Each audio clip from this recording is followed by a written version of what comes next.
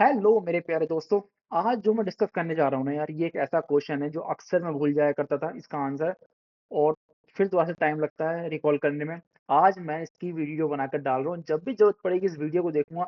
और गारंटी दे रहा हूँ दोस्तों, अगर आपने ये मेरी पूरी वीडियो देख ली ना, आप कभी नहीं बोलोगे। आज बहुत सिंपल तरीके से समझाऊंगा जिससे हमेशा याद रहेगा ये चीज। ये है डीबीएमएस के अंदर एसिड प्रॉपर्टीज। जो ट्रांजैक्शन होता है ना, ट्रांजैक्शन की एसिड प्रॉपर्टीज के बारे में बताना चाह रहा हूँ। अगर आपको पता है स्किप कर दो, नहीं पता रुक जाओ, वीडियो देख के चले जाना, गारंटी ठोक के बोल रहा हूँ, याद रहेगा हमेशा। एसिड प्रॉपर्टीज क्या होती हैं? जो ट्रांजैक्शन होता है, ट्रांजैक्शन की चार प्रॉपर्टीज हैं, इसको बोलते हैं एसिड प्रॉपर्टी, ACID। ठीक है। अब ट्रांजैक्शन क्या होता है? अगर मानो मैंने एटीएम से पैसे निकाले, एटीएम में मैंने कोड वगैरह डाला, पैसे निकालने वाले थे बट कुछ एरर आ गई, या कुछ एटीएम काम करना रुक गया। तब क्या मैं, अगर उस चीज को मैं एटीएम कार्ड बाहर निकालता हूँ, अगर मैं दोबारा से एटीएम लगाता हूँ, क्या वो वाला सिस्टम वहीं से स्टार्ट होगा जहां से मैंने वो छोड़ा था, जहां मैं पिन डालने वाला था या पिन डाल चुका था, या दोबारा से सारा प्रोसेस स्टार्ट होगा?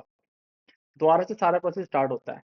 दूसरा एग्जाम्पल, बुक माई शो में जब आप टिकट बुक करने जा रहे हो और लास्ट में पेमेंट करने वाले हो, पता चला कि उस टाइम पे ओटीपी डालने ही वाले थे कि पावर कट हो गया, इंटरनेट कनेक्शन खत्म हो गया।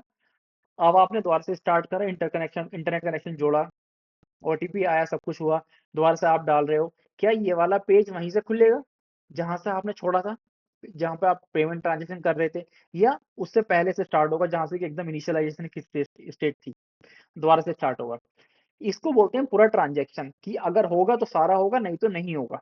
इसके लिए होती है एसिड की प्रॉपर्टीज, ACID।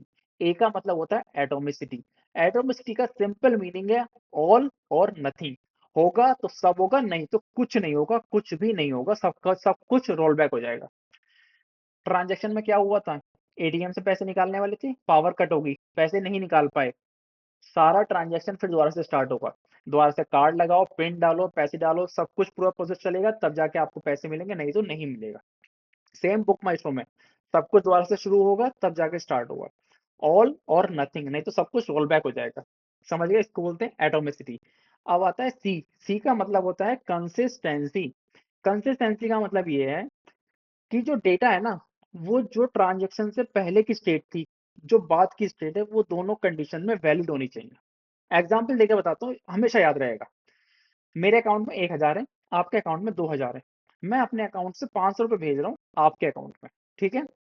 आपके पास कितने हो जाएंगे? 2,500, मतलब कि 2500 रुपये। मेरे पास कितने हो जाएंगे? 500 रुपीज। ठीक है। अब मैंने क्या काम किया, मैंने अपने अकाउंट से 500 रुपये निकाले, मैंने अपने यहाँ का ट्रांजेक्शन डाल दिया, मैंने गूगल पे कर रहा हूँ, कुछ भी कर रहा हूँ। आपके पास 500 रुपये आए। अगर वो 500 रुपये आपके अकाउंट में आ गए, तो जो आपके अकाउंट का बैलेंस और मेरे अकाउंट का बैलेंस ट्रांजेक्शन पूरा होने के बाद है, वो सेम होना चाहिए। जो उसका जो टोटल सम है, वो सेम होना चाहिए जो पहले था। इसी को बोलते हैं कंसिस्टेंसी, कि ट्रांजैक्शन शुरू हुआ, इस टाइम पे वैलिड कंडीशन है, मेरे पास 1,000, आपके पास 2,000।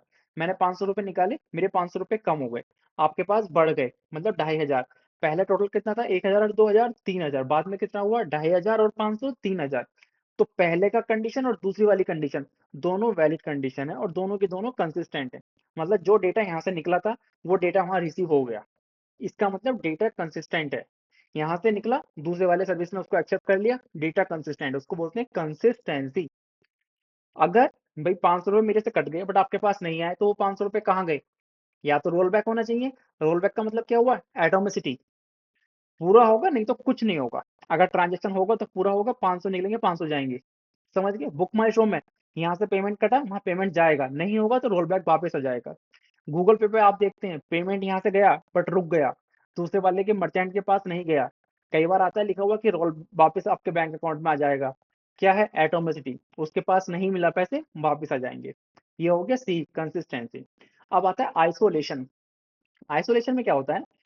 एक ट्रांजेक्शन चल रहा है, दूसरा ट्रांजेक्शन चल रहा है। कहने का मतलब ये, मैं भी एसबीआई का अकाउंट यूजर हूँ, आप भी एसबीआई के यूजर हैं, और इस तरह के मल्टीपल यूजर्स हैं। ठीक है। सबके अकाउंट बने हुए हैं, A1, A2, A3, as for example. मैं एक ट्रांजेक्शन कर रहा हूँ, मैंने अपने अकाउंट से 500 रुपये निकाले, आपके पास 500 रुपये गए। दूसरा बंदा है, बुक माई शो का बुक कर रहा है टिकट, उसके भी अकाउंट से पैसे कट रहे हैं। एक तीसरा बंदा है, आईआरसीटीसी की वेबसाइट पे सुबह से सुबह सुबह तत्काल का टिकट बुक कर रहा है, वहां से पैसे गए। अब ये तीन ट्रांजेक्शन चल रहे हैं, T1 मेरा वाला, T2 बुक माई शो का, T3 आईआरसीटीसी का। तीनों ट्रांज़ैक्शन पैरेलल चल रहे हैं, चाहे आगे-पीछे चल रहे हैं, मगर किसी भी ट्रांज़ैक्शन का किसी भी दूसरे ट्रांज़ैक्शन के ऊपर कोई भी इफ़ेक्ट नहीं पड़ रहा है। इसको बोलते हैं आइसोलेशन। मतलब जो मेरा ट्रांज़ैक्शन चल रहा है उसको ये फ़र्क नहीं पड़ रहा कि दूसरा वाला ट्रांज़ैक्शन क्या काम कर रहा है। दूसरे वाले को ये फ़र्क नहीं पड़ रहा कि तीसरा वाला क्या काम कर रहा है। तीसरे वाले को फ़र्क नहीं पड़ रहा कि पहला वाला क्या कर रहा है। सब ट्रांज़ैक्शन अपना-अपना काम कर रहे हैं, बस फिनिश। इसी को बोलते हैं आइसोलेशन।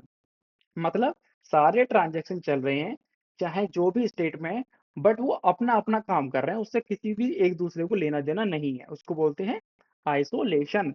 मतलब हर ट्रांज़ैक्शन अपने बबल के अंदर पूरा काम कर रहा है, सिंपल तरीके से। उसको बोलते हैं आइसोलेशन।